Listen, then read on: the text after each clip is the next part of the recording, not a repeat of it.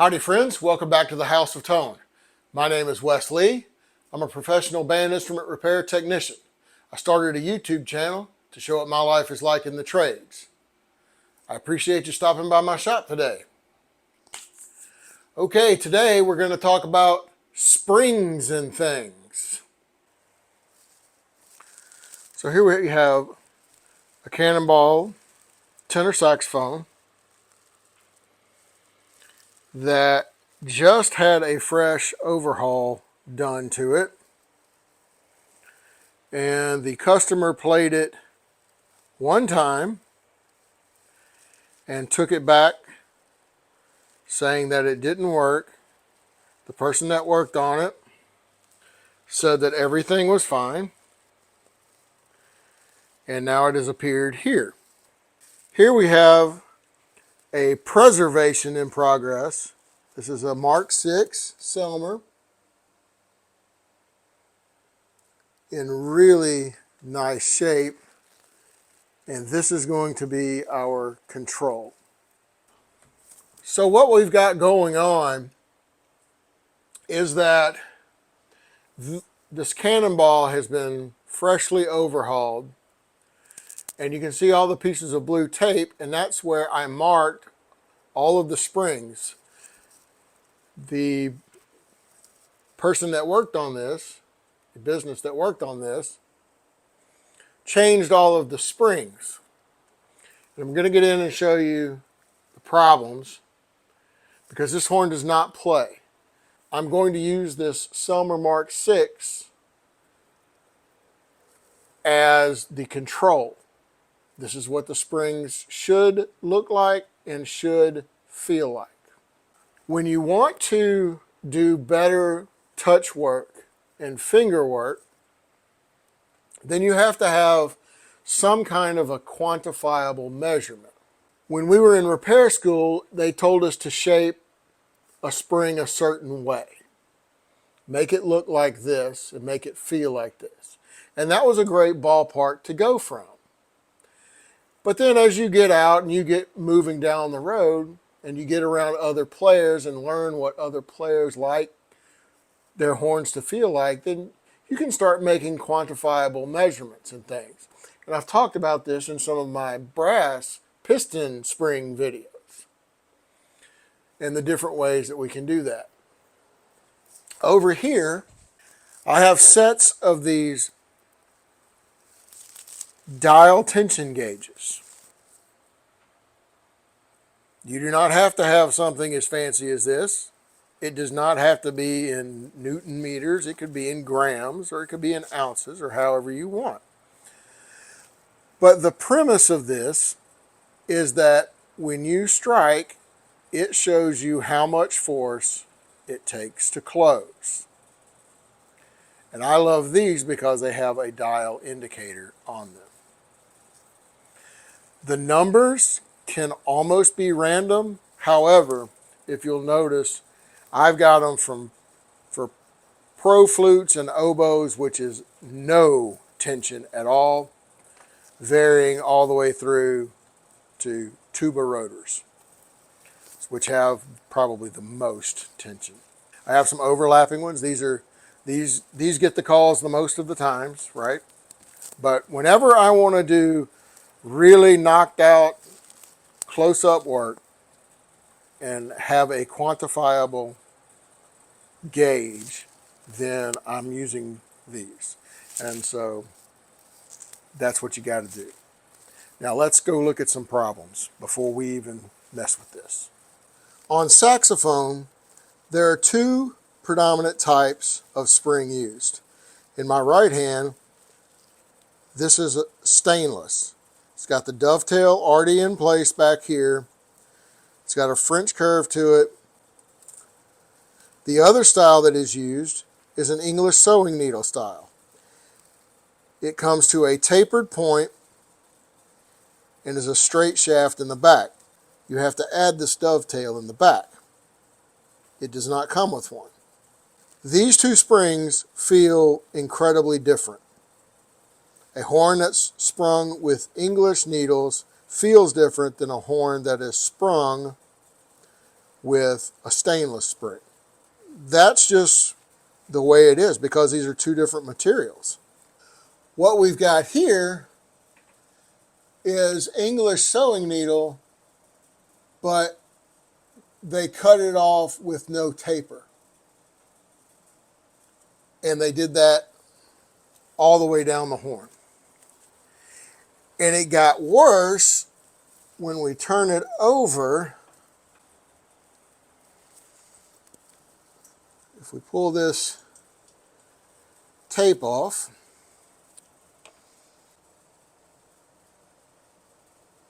they really did a number on the post holes in the back where the mounts are.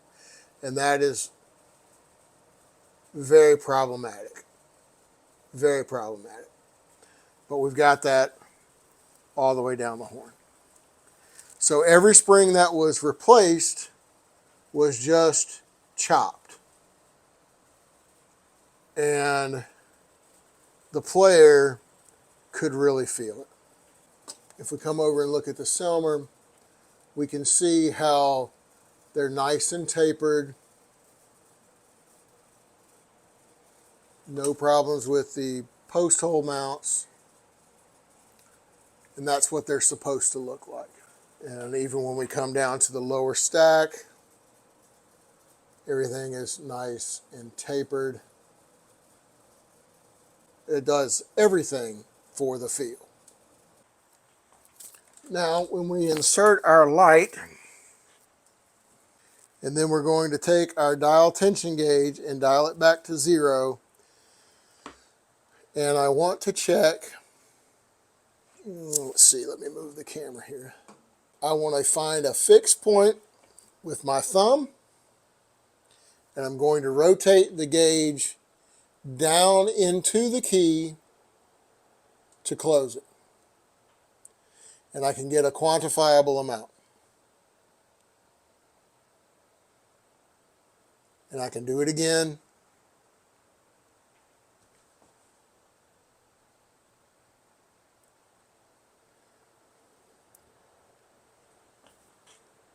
And now I can go to the next key, which is here. Push down on the touch piece till it quits. It has even less tension. So that when this key closes this key, I want a score of under 1. So closed. Now, can't see my guy closing because I've still got the F-sharp rocker on there. 2 keys closing together at about 0.8, right? Thereabouts. So each individual key, I like them to get a certain amount, and then I like them for a total to be the same way. Okay, now this is the bis B flat. So let's set our point, touch it, close it. My bis B flat is extremely fast. Okay, now I'm going to take bis B flat out, and here's the A key closing. So A key closing, which is closing the A key, the bis B flat, and then up here on the C key, right? But I took bis B flat out. So A here and C here. That measurement is here. Now, let's do all 3 of those. Let's back it up, zero it out, come back, close all 3. I didn't have my finger rested properly. I'm going to do it again. Just under 1. for closing 3 keys. Okay? This is how you want the horn to feel and play fast. Let's flip the horn around because we have low keys, right hand keys, that close left hand keys. So let's do in particular F sharp. F sharp closes this B flat up here by way of this actuator here. Closes F sharp. F closes F sharp, closes B flat. So you have 3 keys that run the length of the horn. Now D will be a really long one because it goes from the bottom all the way almost to the top, right? So let's do our same measurements here. So I'm going to push this B flat down.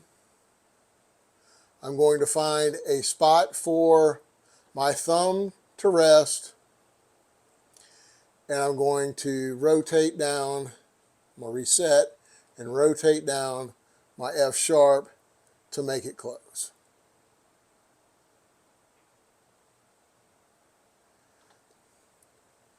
And I get under a half. Now I'm going to close. I'm going to hold down my F sharp. I'm going to pivot from my thumb on, let's see, I'm going to pivot from here on the pearl for the F. And I'm going to close it. And I'm at just over half. Actually, I think I was a little bit heavy. I'm going to do that again. I think I moved in the camera there. So that F does have a little bit of tension on it though. But it was at about 0.8 again. Now, I'm going to close the F sharp, and the B flat. Dial it out. All 3. Going to do it again. Didn't like the way I was rotating. It kind of feels weird on the camera. There it is. Just over 1. Like maybe 1.1. Okay. Now let's do the same exercise down at the D. So I'm going to close just D by way of, and I'm at a half. And now I'm going to close D, F sharp, B flat. Rotate it down, close, 0.9. Let's do E. Down, close. 0.9. F sharp, B flat. Closed. That's at like 1.1. So the F is sprung a little bit heavier than those. But this is a very consistent feel, and it's very fast. The way that the springs are shaped allows this to feel this way. There's a certain, when you've played these horns, you know the way this horn feels. When you play a modern horn, modern stainless springs, the feel is different. So we are going to start with our top C key. Remember what we were registering on the Selmer.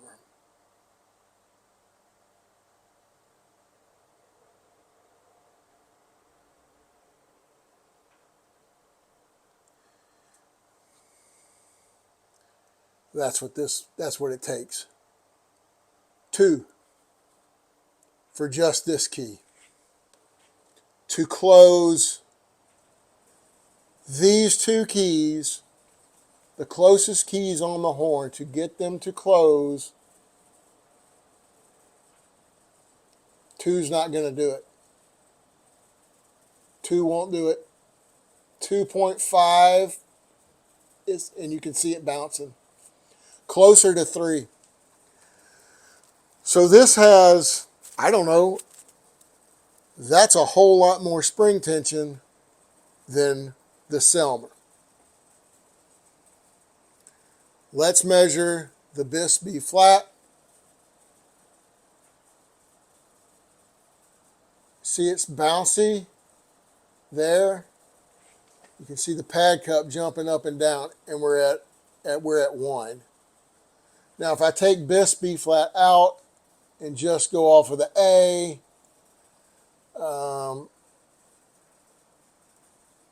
it's not closed down, but we're bumping 2. Like you can see that the key arm is, the touch piece is still moving. It's not, and that's the light coming out of it there.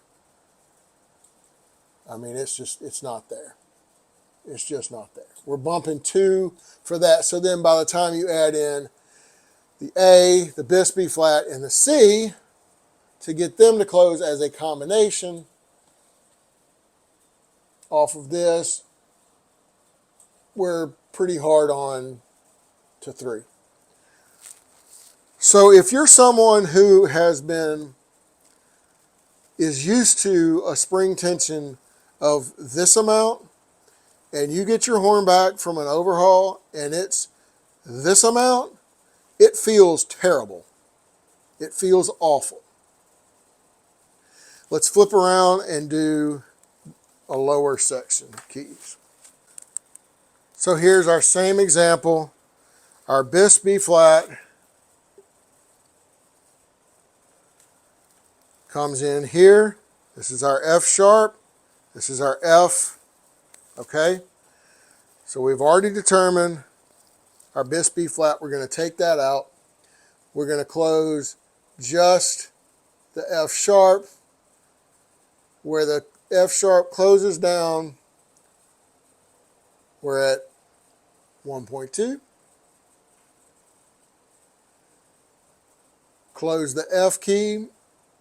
Let me lock it down. Get my finger locked down to a rotational place. Okay, that's not so bad. That's at almost 0.1 there. To get it to close. Okay, so now we're going to close F, F sharp, and B flat.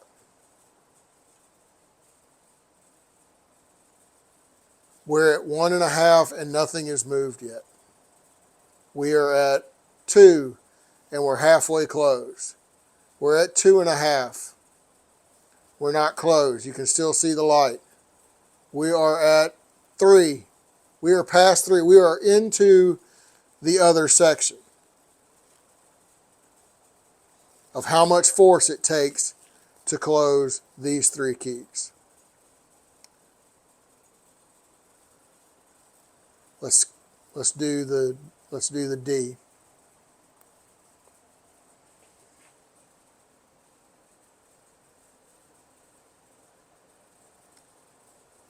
It's going off the charts before it even moves.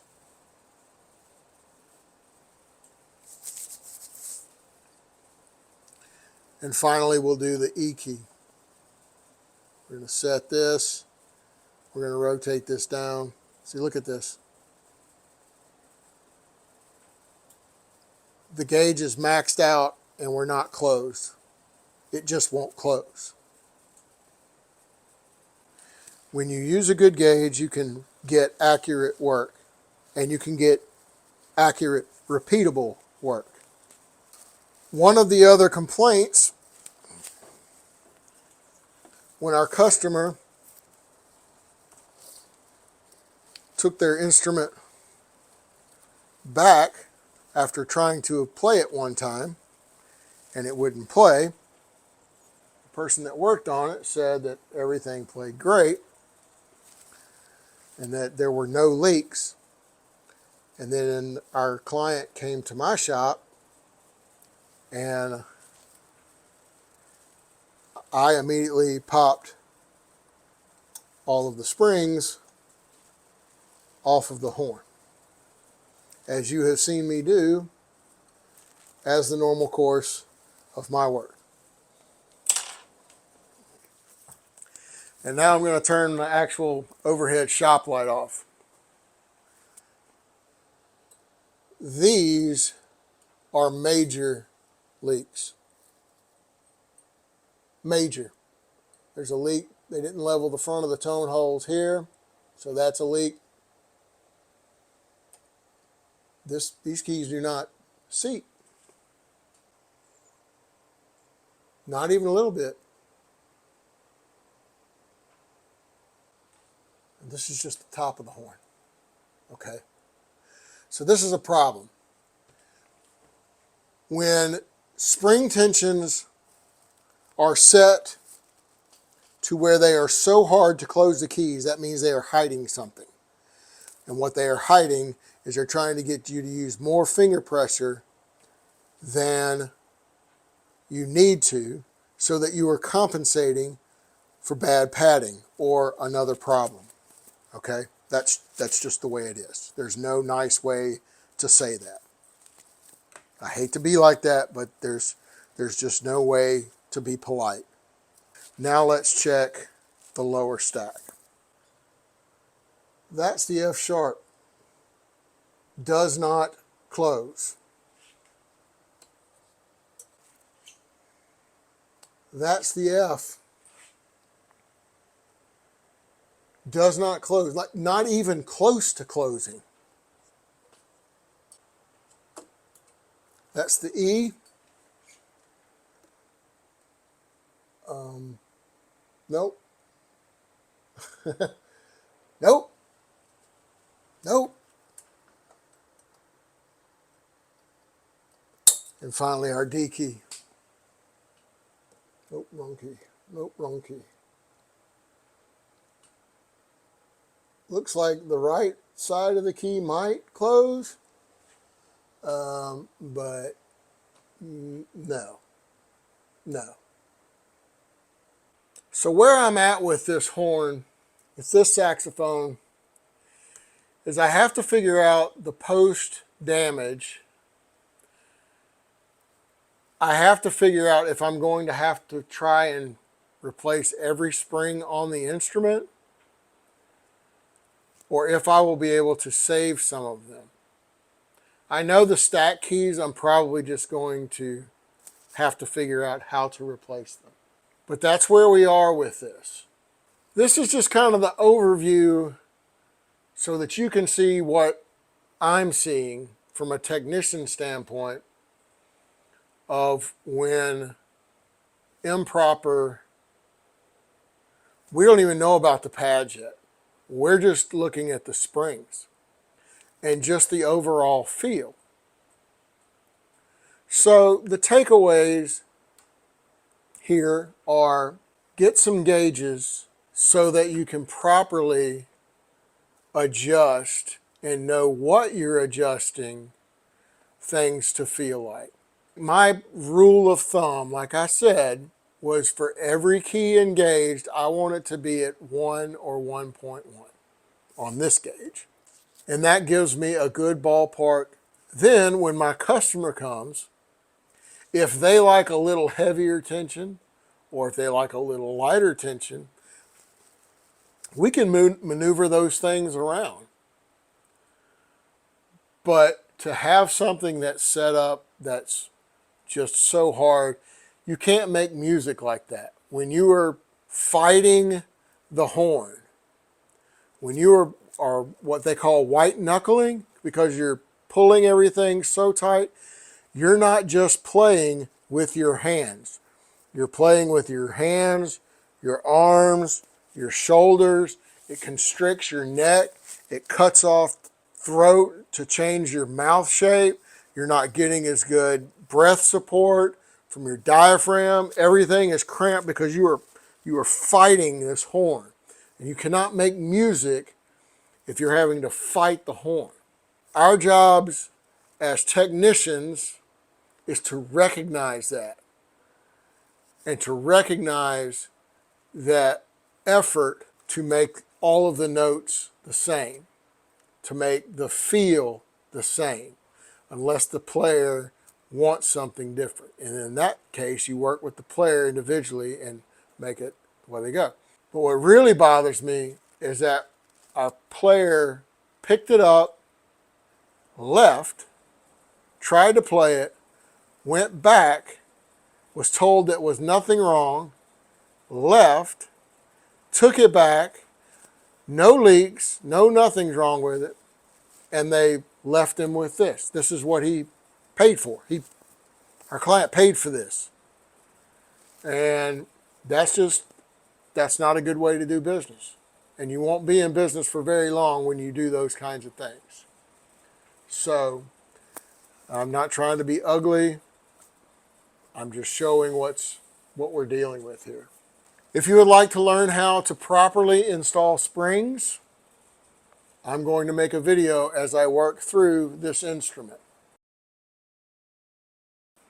This Selmer is gorgeous. And this is a preservation. We're not overhauling this horn. This belongs to a young man.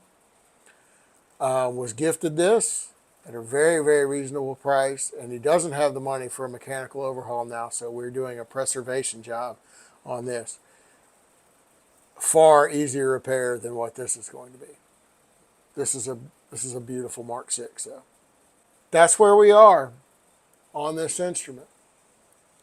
So I hope you will take some of these things to heart, put some of these things in action. You can get gauges from all of the places that, just get on the search and dial tension gauges, and they come in all different kinds and all different measurements. Just get some that suit you.